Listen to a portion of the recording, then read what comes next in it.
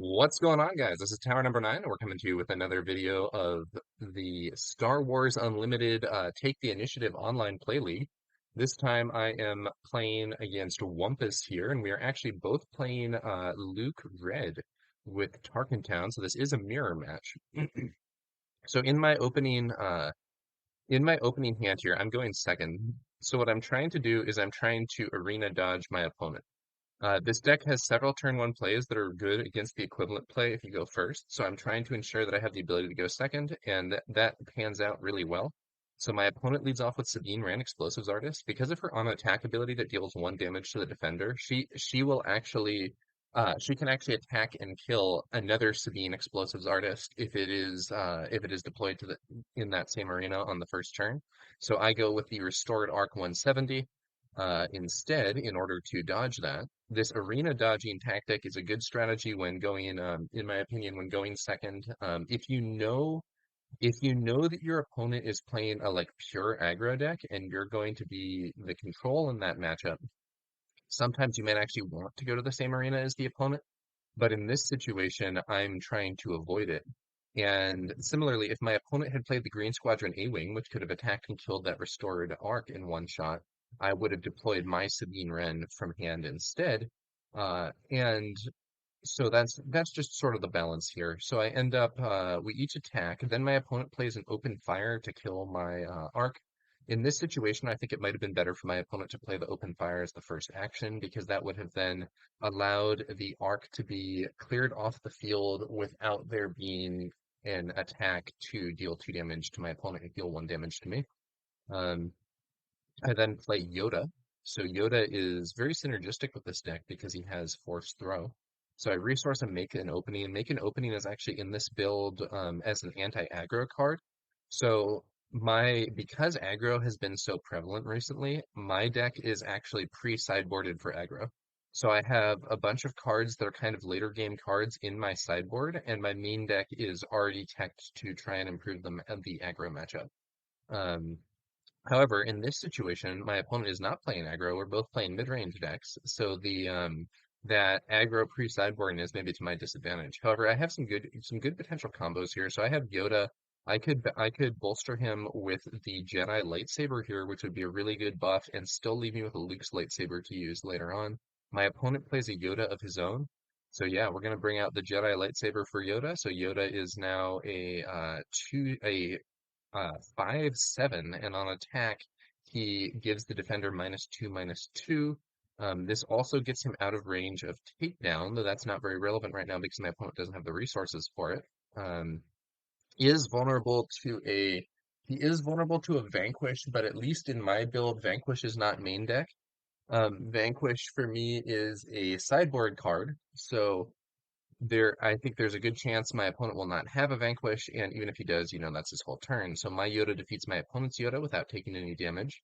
My opponent, I remind my opponent that he does get to draw a card there from Yoda's ability, and yeah, so we're gonna move on here. So right now I have a substantial I go with a force throw on my opponent also. That's going to make him, because I have a force unit, that's going to make him discard a card. He discards a restored arc. I deal 2 damage to Sabine, and then I'm going to go ahead and use Tarkentown to clear out Sabine in order to wipe my opponent's board completely. So now I have a strong advantage right now. My Yoda with lightsaber is a giant threat to my opponent. And additionally, my opponent doesn't have anything on board, and that's just a pretty good state to be in. Um, so I have a very powerful buffed unit, and my opponent has nothing on board.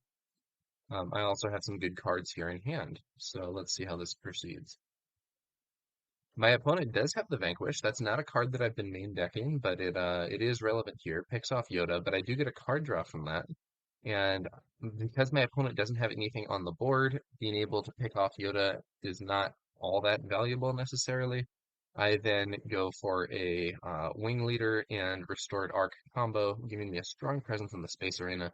And I see here that I have Jedi Luke in hand, so that's going to allow me to potentially make a big play coming up pretty soon. Additionally, this is the turn where we will deploy our Luke Skywalkers, and I will be able to give mine the Luke's lightsaber, which is a huge buff and potentially causing huge problems for my opponent.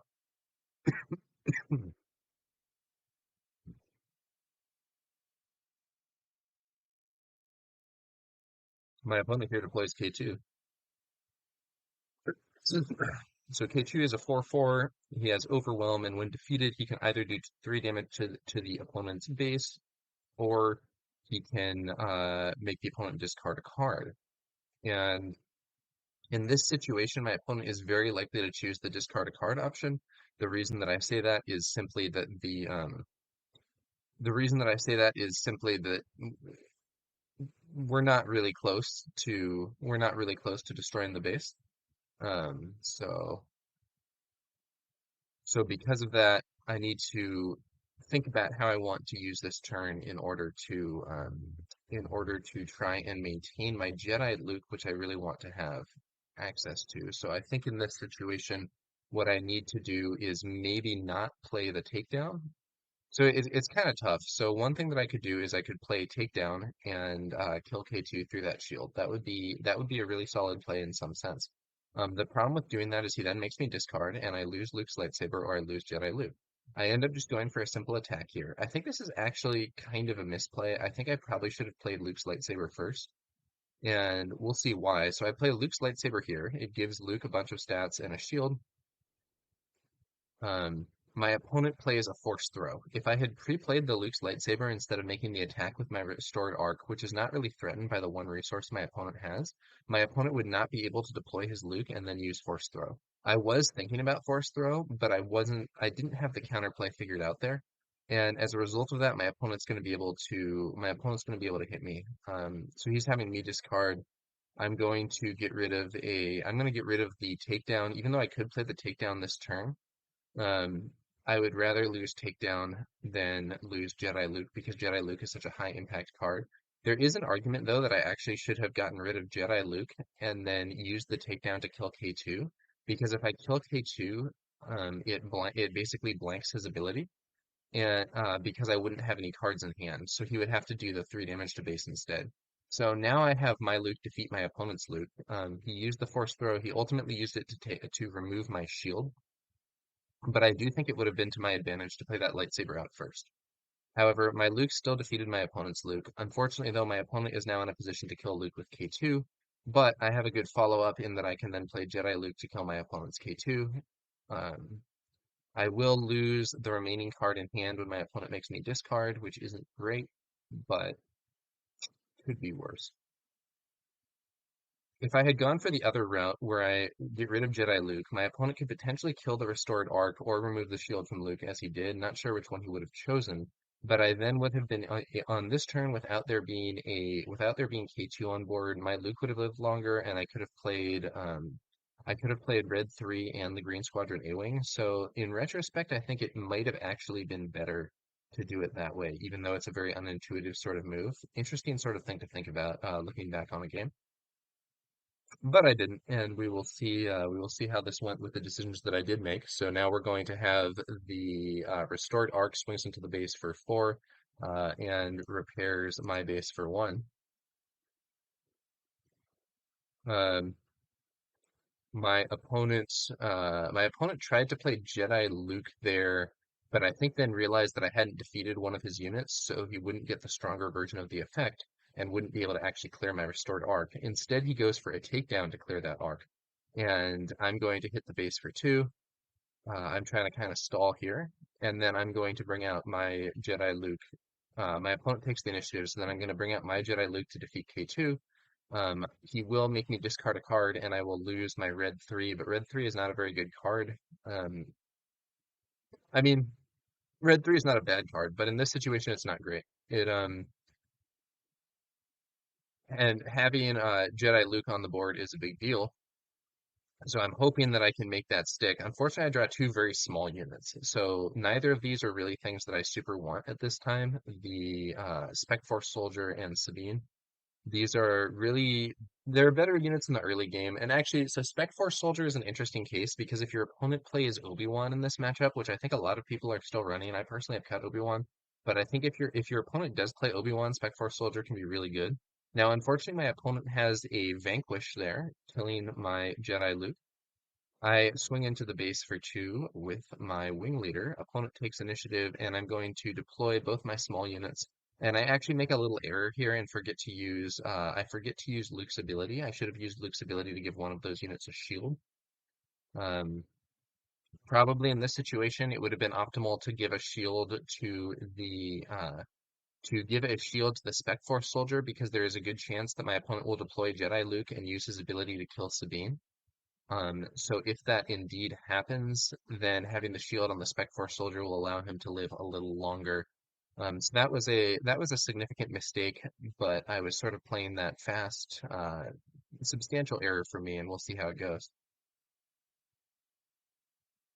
My opponent plays Jedi Luke and kills Sabine, as I was discussing. I'm going to bring out Red 3, so Red 3 will be able to buff my other units. Unfortunately, though, my opponent has a Force Throw here. He does a Force Throw using Yoda, so he can kill. He ends up killing Red 3. I'm not sure. I'm not sure that's the best way to do it necessarily because he does. Well, let's think about that. So if he kills one of my other units, he saves. Yeah, so I think killing one of the other units might have been better, but so red 3 is better in the future. It's kind of hard to say. So if he had killed one of the smaller units, he takes 3 damage that turn instead of 4. Which is I think maybe better, but then the red 3 is more of a problem in the future, so hard to tell. I probably should have played Noble Sacrifice here in order to do 2 more damage, but more relevantly to draw a card. Um, my opponent plays red 3. The problem here is that my opponent's Jedi Luke is healing the base. That is a very big problem for me. Um, I'm going to play a takedown to clear my opponent's red 3. Or, I'm sorry, not red 3. My opponent's Jedi Luke, because that restore 3 is unsustainable. Unfortunately, my opponent has Kanan, who is another major healing threat. I'm going to take the initiative at this point. My opponent uses Luke's ability to shield Kanan.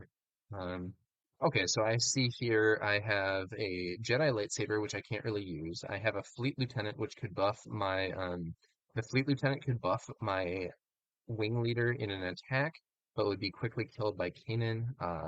And then Red 3 would probably kill the Wing Leader. The Jedi lightsaber can't be played on vehicle units, so I can't use it to buff the Wing Leader.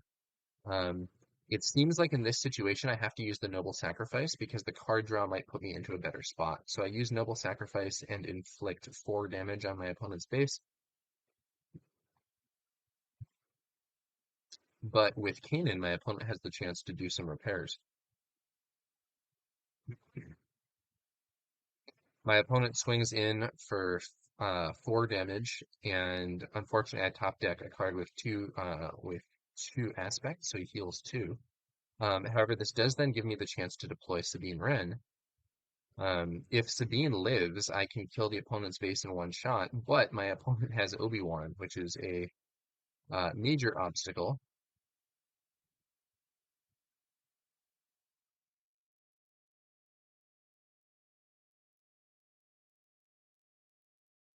So thinking about what to do here, I end up putting the Jedi lightsaber on Sabine.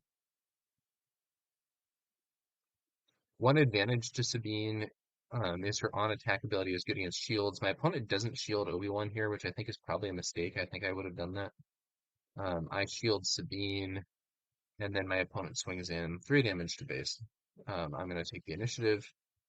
So Sabine can actually defeat Obi-Wan here. The problem is he then gets to buff Kanan, and I haven't drawn removal. I would really like to have some removal. But I believe the only hard removal I have is the 3 copies of Takedown. I don't have anything else that can easily deal with Kanan, because I have not cited in the Vanquishes yet, which I consider to be, again, we sort of discussed this, but I don't think of Vanquish as a main deck card right now. I have it in the sideboard, with the main deck being anti-aggro. However, it seems like my opponent's main deck is better suited for this matchup than mine. given that I don't have very many options, I end up just having Sabine remove Obi-Wan, losing her shield. This is good value for me, but the problem is it then means that my opponent gets to buff Kanan, um, which is not a great spot. I would really like to have had something that would allow me to clear out Kanan there. Um, and my opponent actually uses a Vanquish to kill Sabine, which puts me in a not optimal spot. I was hoping that he would use Kanan to kill Sabine, which would be the more straightforward play, but he did have another Vanquish. So I play a Restored Arc. That's basically just buying time because it will obviously be killed. I could play a Kanan of my own, again, just buying time because it will obviously be killed. Um, if my opponent gets greedy and goes for the base, I can win the game here with Fleet Lieutenant into Kanan, even if my opponent heals for 2, but it's not to be. My opponent does the smart play and clears Kanan there, um, and does those also before I can shield either one to increase my defense. So at this point, I'm in a very desperate spot. I don't draw anything that's going to be proactive here. My opponent also plays Yoda, and at this point, we can basically call the game, and indeed I do. I I came really close. Unfortunately, my opponent had the healing needed to stabilize, and with that, plus my opponent's deck already being in a configuration that's better for this matchup, I was not able to get the win. So now we're sideboarding, and I'm actually taking my entire sideboard. So my sideboard for this deck in this configuration was 1 Jedi Luke. I only have 2 in main deck, 3 Vanquishes, 3 Disabling Fang Fighters, and 3 copies of Redemption. And so I bring the whole kit and caboodle in. And so we're going to remove Red 3, who is not, Red 3 is a good card, but it's not really what I want to be doing in this matchup. I'm not really trying to go aggro and push as much damage as possible. I am going to remove, let's see, what else do I remove? I know I removed Red 3. I think I end up, um, I unfortunately am not entirely sure. Yeah, so Red 3 is coming out. Um, I remove the make an opening. I remove the noble sacrifice or heroic sacrifice or whatever that card's called. So that is, I think, let's see, I think that's 7 cards removed. And then with all the other cards being things that I actually think are important, I think I legitimately played the second game at 53, which is not super normal. You do want to stick to 50 if possible, but I do believe I play at 53 on the grounds that everything else that I have is actually like critically important to what the deck is trying to do. Um, it's conceivable that I should not have put the disabling Fang Fighters in, given that I have not seen lightsabers from my opponent, but because Luke already makes those shields and shields are upgrades, like, even if my opponent isn't running the lightsabers for some reason, the disabling Fang Fighter is still really good. One other thing to consider is that given that my opponent is likely running Disabling Fang Fighter in the sideboard, that's just like a standard good sideboard card, I think. It's possible that I should sideboard out some of my own lightsabers. I run 3 Jedi lightsaber and 2 Luke's lightsabers. Luke's lightsaber is unusually resilient against Disabling Fang Fighter because if you play it on Luke and they use Fang Fighter to remove your saber, you still have your shield. If they use it on the shield, you still have the saber, so they don't get full value. But a bit of a tough call.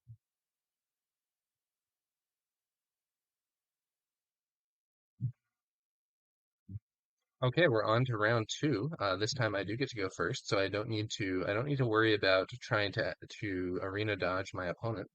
My, I bring out a restored Arc 170, and my opponent has an A-Wing. This is actually a really good situation for me, because I have a Fleet Lieutenant in hand that's going to allow my restored Arc to defeat that A-Wing, and it's going to allow the restored Arc to defeat that A-Wing and stay on the board. There's a good chance my opponent will just use Tarkin Town to clear my Arc, but at that point I'll have Tarkin Town and he won't, which will be a substantial advantage. So I'm very happy with that exchange. So Fleet Lieutenant, 3 cost 3/3. When played, you may attack with a unit. If it's a rebel unit, it gets +2 power for this attack. And so yeah, that's a nice little move there. Clears the opponent.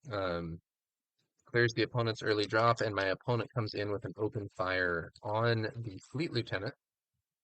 But all things considered, I think that was a pretty good turn for me.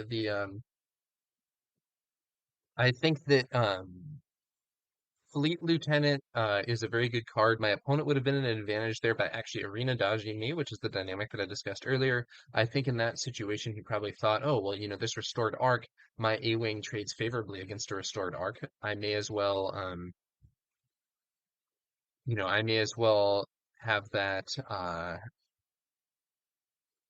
may as well bring that out and contest him. But because Fleet Lieutenant is such a good card, there's really just a high risk to that play because Fleet Lieutenant and Wing Leader, with me going first, both end up winning that exchange. They're both really good cards.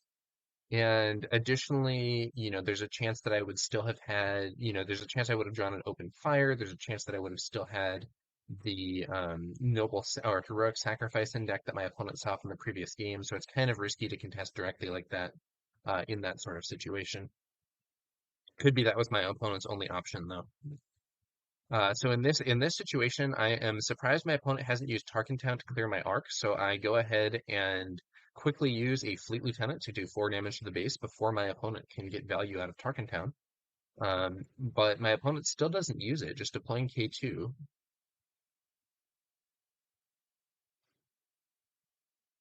My opponent attacks with K2 again. I'm quick to swing in with the restored arc, trying to dodge that Tarkentown. I'm pretty surprised that it hasn't been used. My opponent plays another A-Wing. So in this situation, one thing that I could do is give my Rebel Trooper Luke's lightsaber and then use the takedown and then use him to clear K2. But the other option is to use takedown to clear K2. And of those two options, I think I actually like the takedown option more because it preserves my Jedi lightsaber to be played on Luke next turn, where it's going to be first off uh, more difficult to remove because it can't get vanquished, and then secondly, it's going to be more of a problem with that extra ability. So my opponent plays a regional governor and names Force Throw. I play Takedown and kill K2. My opponent makes me discard, so I remove my other takedown. I'm not as worried about losing another takedown now that I have the Vanquishes sideboarded. My opponent tries to use Luke's ability to shield the regional governor, but this is actually an illegal play because regional governor is not a heroic unit. Regional governor is vigilance only. So that's not a valid play. My opponent could use Luke here to shield the A-Wing instead. Um, but actually opts to take the initiative, which I think is probably an error. It's kind of hard to say. There's an argument that the initiative is worth more than the shield on the A-Wing, but could have shielded the A-Wing in any case. Um, okay, so now we are moving on to another turn. My opponent has the initiative. We are going to deploy our leaders this turn, and I have a Jedi lightsaber waiting. Force throw has been suppressed, but I don't really care that much about that, simply because I don't have a force throw. If I did care, also it'd be pretty easy to have Luke clear that governor. My opponent uses the A-wing to clear out my restored arc. I'm going to go ahead and deploy Luke.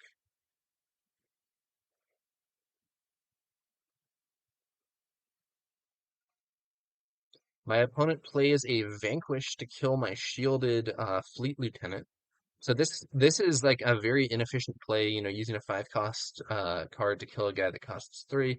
The advantage of doing that though is it means that I can no longer straightforwardly kill my opponent's Luke. So if my opponent had not played that Vanquish and he deployed Luke, I can hit Luke with my shielded fleet lieutenant for 3 and then defeat him with my Luke, or even use the open fire that I have in hand to defeat him.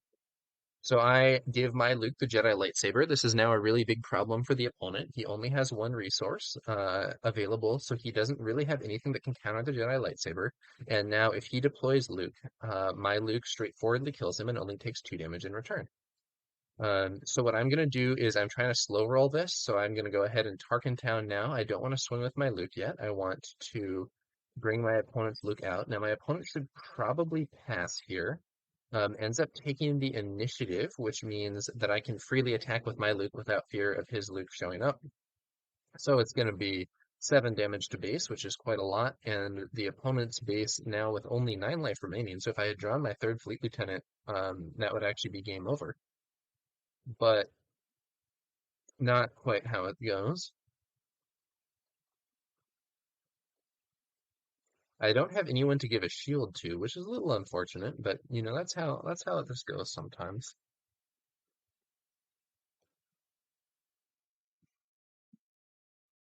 Next turn, I will be able to play the Mighty Redemption.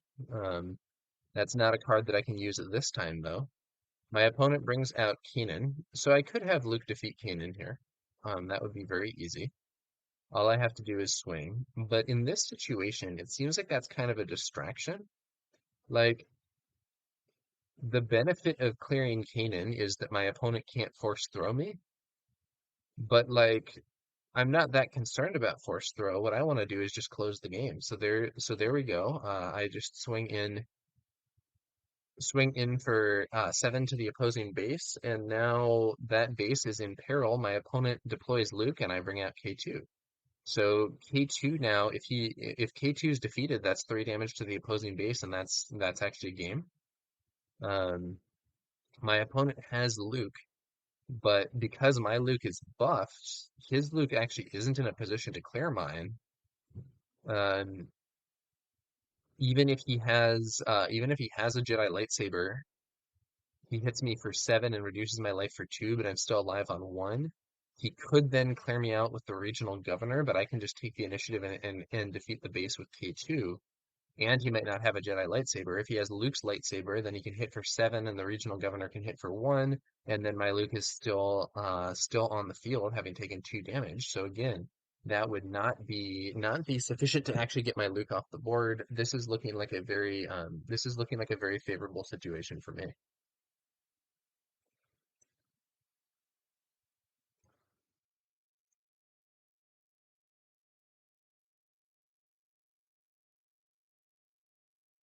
Okay, so my opponent ends up conceding the game here, and we're going to move on to round 3.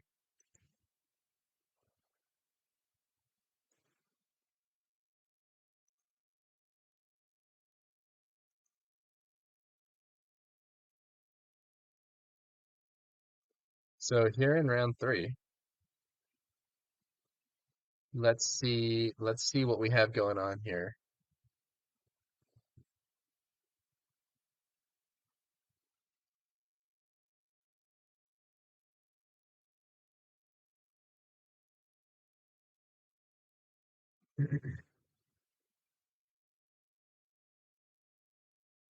So round 3, I think I changed my sideboarding by removing 1 copy of the Jedi lightsaber, even though it got really good results for me in that last game. I am above 50 cards, which is not optimal, and I want to reduce the risk of getting it removed by a disabling Fang Fighter.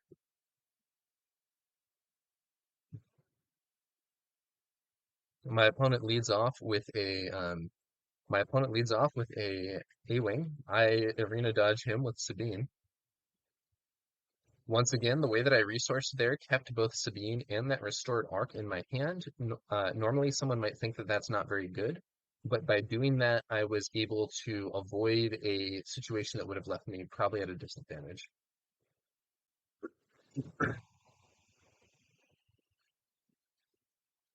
One note in the previous game is that I believe my opponent never ended up actually using Tarkin Town, so ended up losing substantial value from not using Tarkin Town on that restored arc early on, which I think would have been a substantially better play. I might have even done it on that second turn. So my opponent once again fires off an open fire, clearing my Sabine. I'm going to play Yoda. My opponent hits my base for 3. I am fine with that. Yoda will be able to heal some of that damage. So I draw up. So here I have a lot of removal. The only unit I have is this A-Wing. So one thing that I could do is I could resource open fire, and this turn play force throw, and then play force throw, use that to clear the A-Wing, and then uh use that to clear my opponent's A-Wing and then play my A-Wing. That would actually be pretty reasonable, I think. What I end up doing though is I resource the A-Wing. I think in retrospect that might actually not be the right play. That seems a little risky to me. So my opponent here plays Sabine. I think I'm going to open fire to clear the A-wing reliably. Force throw might not get a card that's high value enough. My opponent shields Sabine, and I'm just going to take the initiative. So not the most efficient turn. I think I maybe like the force throw plus A-wing route better than that open fire, but the open fire does reliably kill my opponent's A-wing. So I do see a Luke's lightsaber here, which is pretty good to have. Um, or a Jedi lightsaber rather, because once again, my Luke can deploy next turn. So I could give the Jedi lightsaber here to Yoda, but if I save it and give it to Luke, it's going to be more difficult for my opponent to remove because we do have takedown or we do have Vanquish enabled now, and I know my opponent is running Vanquish. My opponent main decks Vanquish, which means they probably quite value it, and it would be strange to cut it in this matchup. So then we see my Yoda hits my opponent's base and heals a bit. My opponent has Sabine. I'm actually going to pass here. I have removal that I'm hoping to use once my opponent plays stuff out, and if my opponent just takes the initiative here, I don't really care. My opponent plays Kanan, and I use my Vanquish to clear Kanan, which is much higher value than using Vanquish to clear, much higher value than using Vanquish to clear out Sabine. There's an argument that I should have waited for my opponent to shield, but if my opponent was going to force throw me instead, it makes a lot more sense to just clear him. Okay, so this turn I have the ability I can get Luke onto the field, and then I can use force throw and or Jedi lightsaber so I can use force throw plus either Jedi lightsaber or Fleet Lieutenant. My opponent leads off with an open fire, clearing my Yoda. I draw Sabine, which is not the card I most want to see. This does mean that I get to deploy my Luke before my opponent deploys his. So Luke hits the field. My opponent pays 2 for a A-wing. That's tight. A-wing is a decent unit, but this does mean that I'm going to be in a position to play that Jedi lightsaber and not have my opponent have any removal on it for this first turn. I could also just go for the force throw immediately. So the question is now kind of between, do I want to force throw my opponent or do I want to play the lightsaber? I end up going with the force throw first. Because I see my opponent has only 2 cards left in hand. My hope is that those are larger cards and I can do some major damage with this. For instance, if my opponent has to discard, Obi-Wan, Jedi Luke, Redemption, any of those really big units, I can clear out the opposing A-wing in one shot. But honestly, if he has anything except for Metal Ceremony, that A-wing is still potentially off the board, and then I could hit it and then use Tarkentown on it. However, my opponent actually assumes that I'm going to do that, but I actually opt to remove Sabine's shield. I'm not entirely sure why I removed Sabine's shield there. I think maybe just making the situation better if our Lukes fight each other. I think it might have been better to kill the A-wing like my opponent thought I was going to do. But that's okay. I'm going to now give Luke the Jedi lightsaber.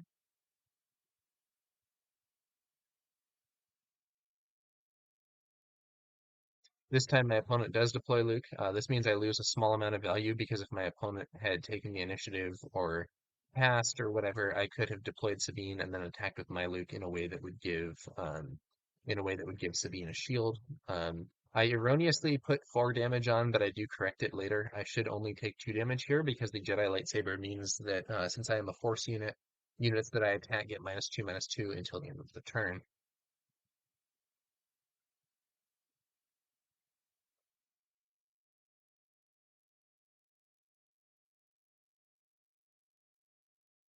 So I then point that out. And my opponent says, yep. Okay, so that is now corrected, and we're going into this next turn. Jedi lightsaber there, 3 cost attachment attached to a non-vehicle unit. If attached unit is a force unit, it gains on attack, give the defender -2/-2 for this phase. So very good card. My opponent brings out Obi-Wan Kenobi. Still has a so in this situation, because my opponent has a resource left, I know that he can shield Obi-Wan. Um, so I have my Luke attack and defeat Obi-Wan, taking 2 damage only thanks to the Jedi lightsaber. I need to clear Obi-Wan before my opponent potentially shields him, which would be very annoying. And he's then going to go ahead and give 2 experience to Sabine Wren. My opponent then has Sabine. So Sabine now can attack Luke. Luke will actually live through this attack, but it'll only have 1 life remaining, or 1 HP. Um, I think my opponent is thinking if I don't deal with Luke, this game is basically over because can attack for 7 damage per turn, and I'm not going to be able to outrace that. Personally, I think that my opponent actually has a better chance by buffing the A-Wing and trying to push in space, but ends up going for this, trying to get my Luke under control, and unfortunately this is going to lead to a huge blowout for me because with my Luke only on 1 HP, I then give him Luke's lightsaber, so Luke's lightsaber heals all the damage he's taken and gives him a shield and gives him even more stats. At this point, kind, the game is in a really unfavorable state for my opponent. I won't say it's over, but that's a gigantic reversal. My Luke can now swing for 10, and to make matters worse, I bring out Kanan, and Kanan can heal, which means that if my opponent was going to somehow outrace me in space, the odds of that succeeding are now substantially diminished.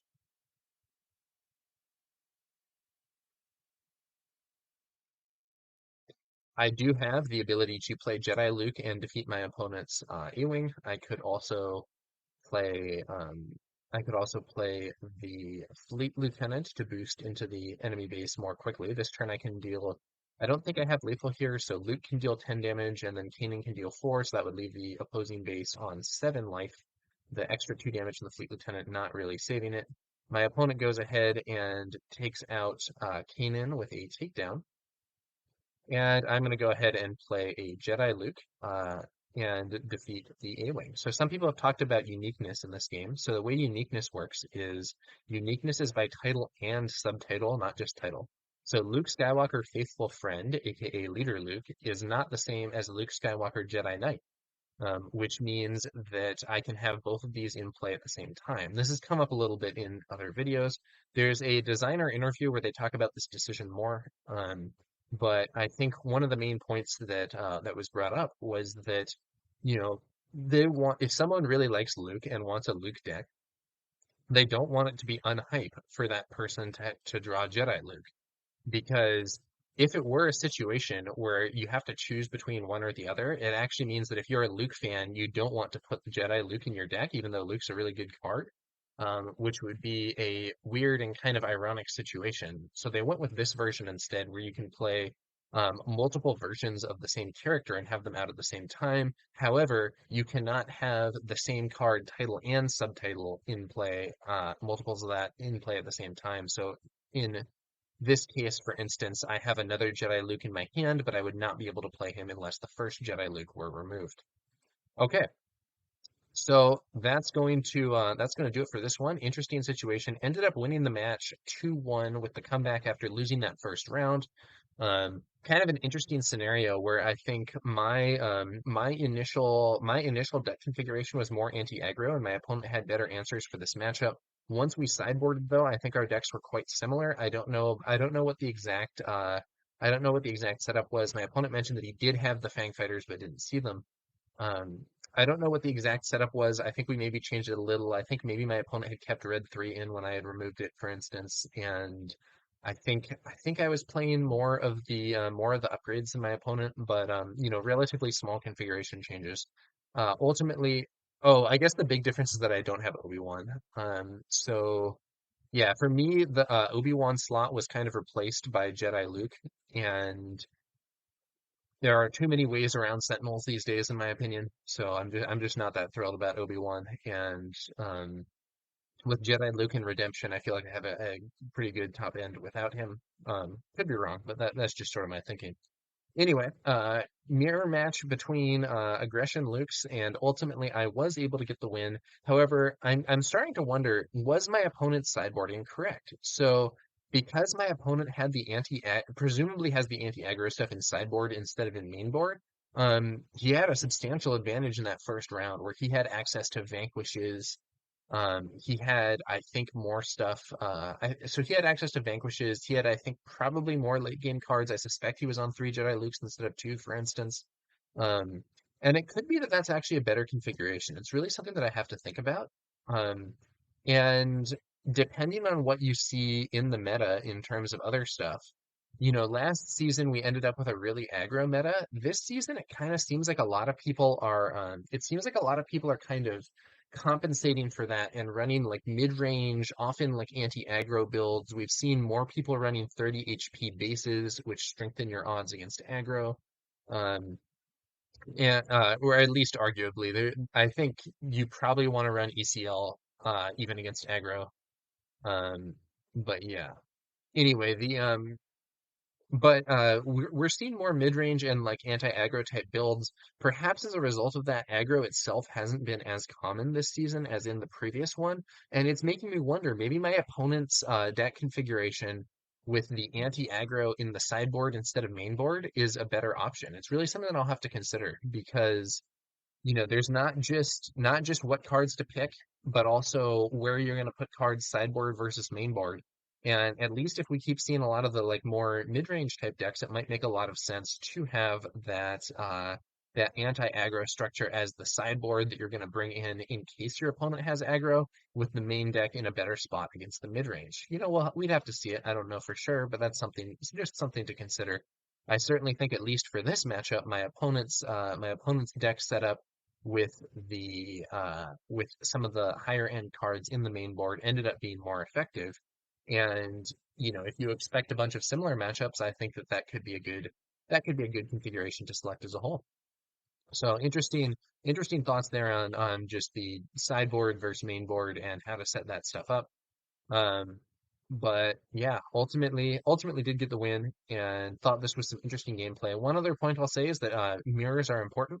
So a lot of people don't like playing mirrors and don't practice mirrors. This is wrong. If you're trying to play competitively and your deck is something that is mainstream or is likely to be played, and Luke Red is, I think, very mainstream at this point. I think it's a really good deck. I believe you should be caring about the mirror match at least some. I can tell you I used to play Flesh and Blood TCG pretty competitively, and one season of Road to Nationals, I repeatedly I had a Viserai deck. I had been testing with advanced players. The deck was really honed. I was doing great against the deck that people were afraid of at the time, which was Bravo Star of the Show, or Starvo. I was kicking Starvo's butt. I was in a good spot there. I was in a pretty good spot against Briar, I think, who was another common deck at that time. Um, and I had good stuff against Prism, but there was one big problem, and that problem was the mirror. And I believe at two or three different Road to Nationals events, I ended up bubbling out and coming in like ninth place, not making the cut to top eight, specifically because of losses in Viserai mirrors. I had been very focused on testing other matchups. I had not been very focused on testing my mirror match, and I wasn't really as prepared for those mirrors. Ended up running into them, and they ended up costing me at least top eight in those events. So, I was destroying the Starvos, but the mirror was enough of an obstacle that it really held me back at those things. And from that, I learned, it is actually important to test that mirror. I was feeling really prepared, but I had underemphasized the mirror in my testing. And I know some people don't think mirrors are fun or whatever, but it is important to play those mirrors, figure those out, and get into a position where you're going to be effective in that matchup as well. Okay, so that's going to do it for this one, guys. Thanks to you all for watching, and we'll be back later with some more Star Wars Unlimited content. I will link my Luke Red deck list in the video description below, and I will catch you guys later. Thanks again.